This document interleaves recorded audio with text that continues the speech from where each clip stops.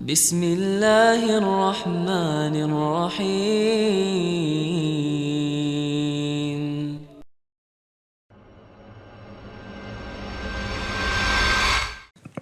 Kasus-kasus kayak gini selalu menyentuh kalau bagi saya, dan kita jadi mengerti pengorbanan ayah dan pengorbanan ibu dan bagaimana mereka berkorban untuk kita.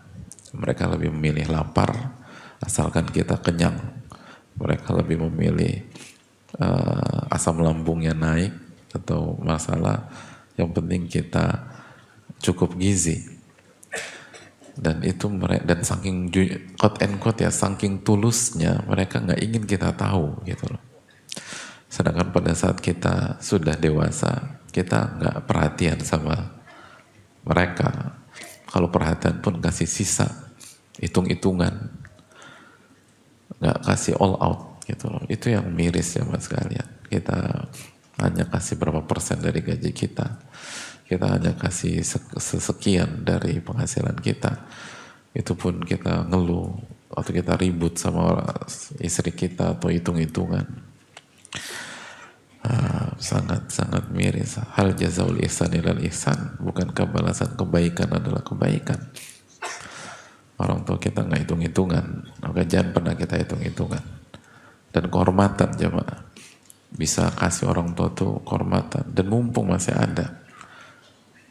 Saya tahu ada banyak anak itu nggak henti-hentinya menangis karena ketika Allah kasih rizki kepada mereka dan mereka ingin sekali membalas orang tua mereka, tapi orang tuanya mereka telah wafat. Orang tua mereka telah wafat, mereka nggak bisa. Gitu. Mau punya harta miliaran nggak bisa sudah. Mau punya harta triliunan nggak bisa. Ayah ibunya sudah meninggal. Tapi kita yang orang tua kita masih ada, apa yang sudah kita kasih? Apa yang sudah kita berikan? Jangan pernah hitung-hitungan sama orang tua. Sekali lagi. Dan mungkin bisa aja bu ayah kita pernah kelaparan karena memprioritaskan kita.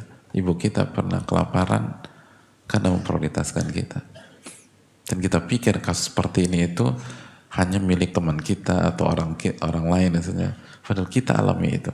Dan saking jujurnya, saking tulusnya, saking ikhlasnya orang tua kita, itu hanya jadi rahasia mereka dengan Allah Tabaraka wa Ta'ala.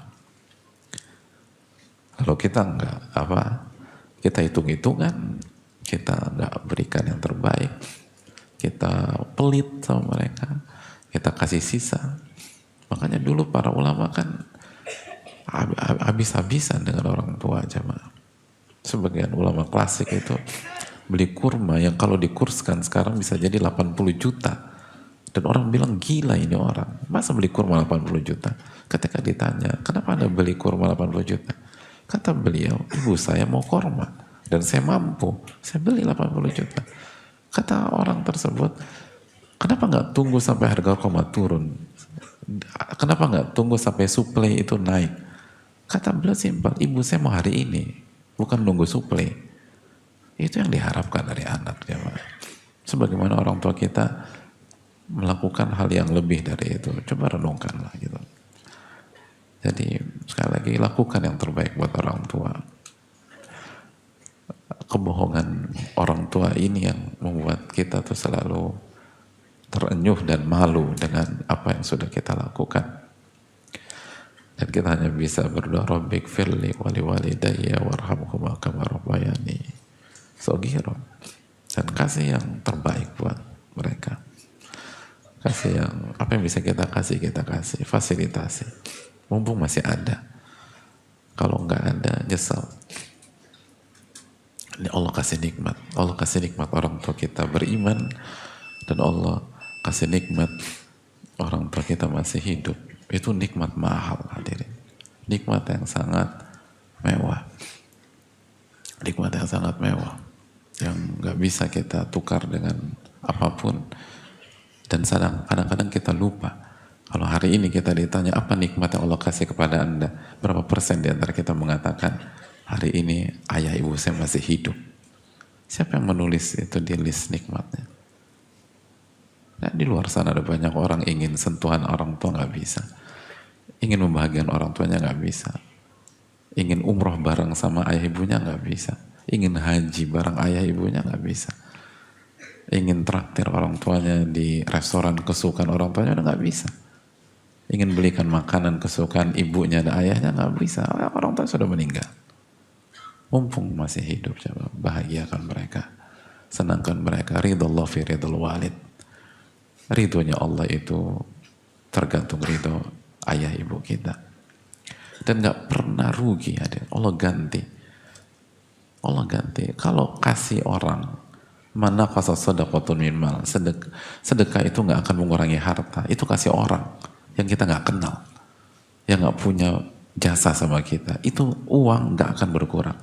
Mungkinkah kasih orang tua uang berkurang? Gak mungkin lah. Itu nggak bisa diterima logika. Jadi perjuangkanlah, perjuangkan. Mumpung masih ada, kasih. Karena kalau sudah meninggal nggak bisa. Memang kita masih bisa berdoa, tapi kita nggak bisa melihat beliau tersenyum, melihat beliau tertawa, nggak bisa melihat beliau terharu gitu. Kan setiap anak pengen orang tuanya terharu karena apa yang dilakukan. Nggak bisa lagi. Mumpung masih ada, coba perjuangkan itu. Karena dunia itu fana, akan ada waktu di mana kita akan berpisah dengan mereka, dan jangan sampai menyesal. Ada banyak anak itu di tengah-tengah kesedihannya dia bisa berkata dengan bangga, saya puas karena saya sudah totalitas dengan ayah saya sebelum dia wafat. Saya puas karena saya sudah totalitas perjuangkan pengobatan mama sebelum beliau wafat. Hadir, itu beda, itu kenikmatan itu tuh beda. Mumpung masih ada, mumpung Allah masih kasih kesempatan, jangan sampai semua berakhir dengan penyesalan. Sekali lagi, bisa jadi ini itu dialami oleh kita, tapi kita nggak pernah tahu. Itu rahasia ayah ibu kita dengan Rabbul Alamin. Dan kita buat marah mereka, buat mereka kesal, buat mereka kecewa, dan bisa jadi kita sakiti perasaan mereka pada saat mereka kelaparan dan memberikan makanan mereka buat kita, dan bukan memberikan ucapan terima kasih, justru sebaliknya kita bertingkah aneh di hadapan mereka. Semoga Allah maafkan kita, dan semoga Allah SWT memuliakan orang tua kita.